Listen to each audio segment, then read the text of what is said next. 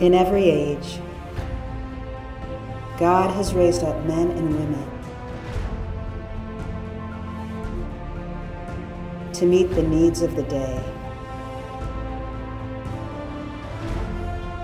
Now is that time.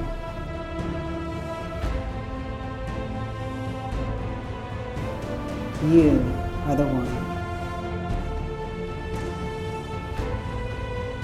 Now is the time for saints.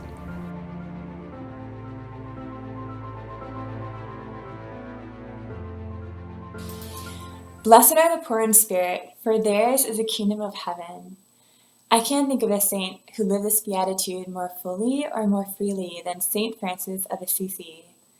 To be poor in spirit is to treasure God and His love above all. In short, it is emptying ourselves so that God can fill us with His life and His love. Saint Francis was born in Assisi, Italy in the year 1181. He was of a noble family in which wealth and status were highly prized. There were civil feuds going on in Francis's day, and the suffering that this brought caused Francis to be more attentive to the voice of God. In various ways, the Lord was inviting him to step beyond the confines of his natural inclinations and fears, and to cleave to Him through embracing poverty.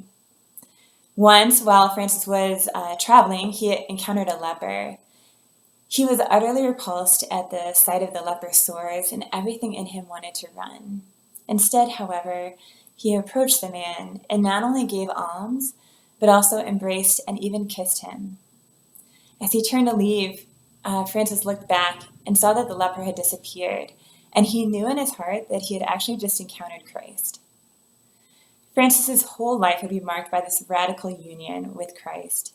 And speaking of Jesus, St. Paul says, "For your sake he became poor, so that by his poverty you might become rich." So as Christ divested himself out of love for us, so Francis longed to embrace poverty in order to love in the same way that Christ had loved him. Francis would eventually be given the grace of the stigmata, in which he actually bore and felt the physical wounds of Christ in his own body. Francis only lived to be about 45 years old, but the renewal of faith that he inspired not only within the church but throughout the world has borne and continues to bear innumerable fruit. Francis is a shining example of what God can do through one heart that gives him radical permission. So let us follow his beautiful example of union with Christ. I leave you with an exhortation in Francis's own words. He says, "Hold nothing back of yourselves for yourselves, so that he who gives himself totally to you may receive you totally." Saint Francis of Assisi, pray for us.